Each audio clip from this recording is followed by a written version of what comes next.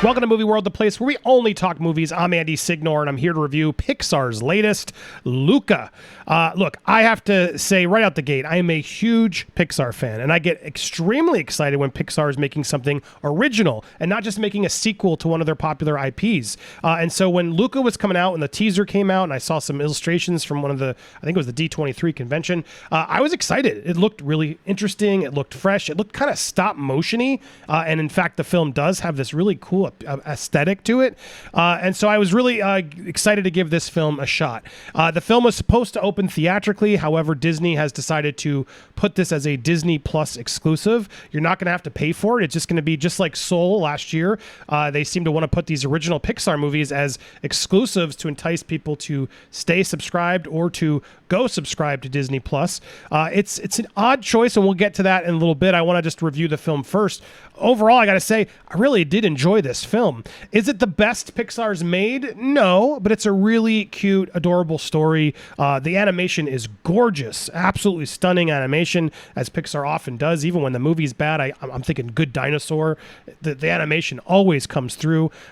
So even Cars 2, which I've watched again because my kid loves Cars, my God, they can do no wrong with their animation. It only gets better and better. And in this film, I really appreciated the film's aesthetic.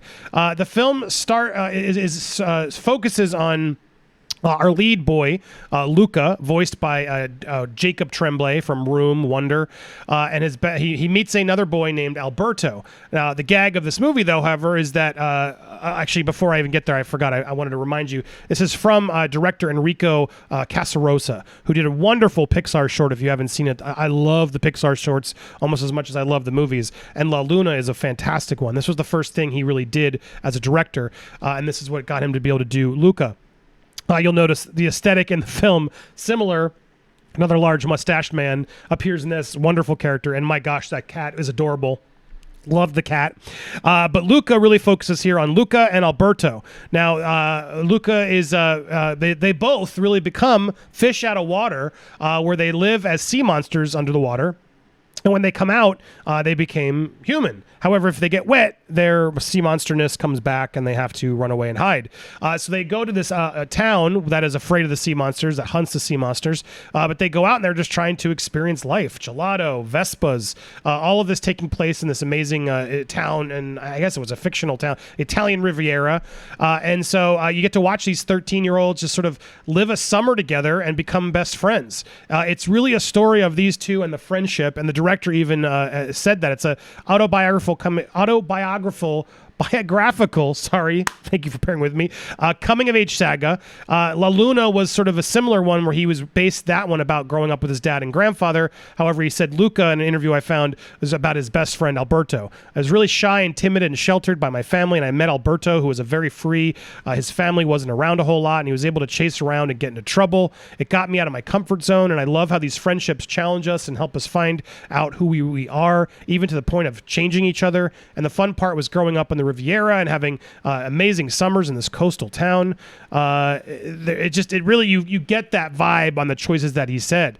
And so what's interesting is this fantastical element of being the fish out of water really does allow for this sort of outsider view of these two kids feeling like they don't belong. There's definitely a theme of inclusion and just like feeling outside the box. And so these creatures sort of allow you to sort of be the other side of being a kid, is that you always feel like you're an outsider, he said. Me and my friend felt like such losers when we were able to hang out, and I love how the sea monster is a wonderful metaphor for feeling different. And in fact, it is, and it really does work. So while these two are out there sort of enjoying their summer, and they meet some friends along the way, some adversaries, the real life down below is not as appealing to them. And will the upland and the downland get along? It really is like a little bit of a Little Mermaid type of vibe, but more updated for today's audience. However, at the end of the day, like, the film is adorable, the film is fun. It's just not as effectively memorable or like, oh my God, I love that movie. I just don't know if this one will stand the test of time like some of the other Pixar films do. There's a level of Pixar's just quality that does put it on a higher shelf. However, if this film didn't have the Pixar label, and if it didn't have sort of the amazing technical aesthetic that I feel like all Pixar films do, would this be as held in as high regard? I don't know. It's a little bit. There's something lacking in this one that just keeps it from like classic standard to me, but still, Pixar's really good movies are still better than most movies. You know what I'm saying? So overall, I really did enjoy Luca.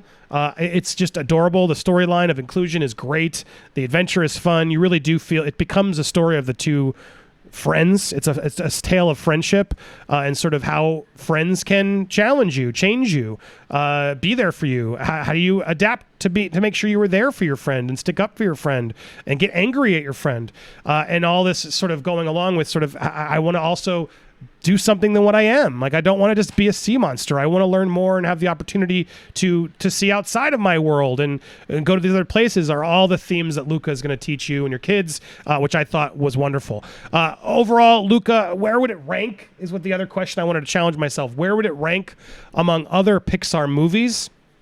I mean, it's definitely not at the top of the echelon. For me, the top of the echelon is like Toy Story, the Toy Story trilogy. All 1, 2, and 3 are fantastic. I still stand by 2 as my favorite. Sometimes an unpopular opinion. Curious what your popular pick. In fact, tell me down below while you're there. Hit that subscribe button here to Movie World. Hit the bell for all alerts and smash that like button and tell me what your favorite Pixar movie is so far. But I got to put Inside Out is on my top of the list. Incredibles is a fantastic film. Monsters Inc. is really wonderful. Monsters U is underrated. WALL-E. I love WALL-E. Those are probably the top of the top for me. Ratatouille has actually grown on me even more over time. And so I would still put all of those higher. I think I liked this one better than Onward, which I wasn't a huge fan of Onward. Onward definitely has more of an emotional hit at the end if you've lost a parent recently, especially a father. And so I think that for some people that really made Onward stronger. But Onward was a weird movie for me, a weird story. Luca definitely falls closer to Soul, but I think I liked Luca better than Soul as well. Soul was a beautiful film, but I got lost with Tina Fey's character. It was too much in this. It never really fully vetted me. I thought Joe was kind of annoying, and yes, he gets better by the end, but there was just something about Soul that I feel like should have just made me sobbing at the end of the appreciation of life and soul, and it never fully got me there, even though I enjoyed it. I would say Luca is a step above some of the other recent originals, but not by that far. It's nowhere in the league of Inside Out or some of the original classic Pixar films that we've seen.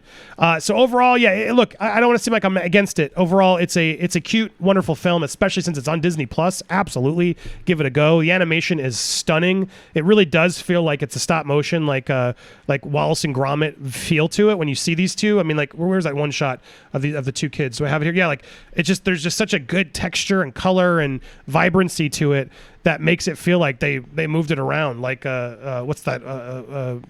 Kubo and the Two Strings. Like, it really does feel like it's a real life thing, even though it's all computer generated. It's I'm sorry, you're not looking at the image. It's an amazing feat, and Pixar is the best at it. There's no other animation going out there right now as good and as regular as Pixar does. Spider-Verse and the new one, Machines versus the Millers, which if you guys haven't seen the Machines versus the Millers, I think it is Machines versus the Millers on Netflix.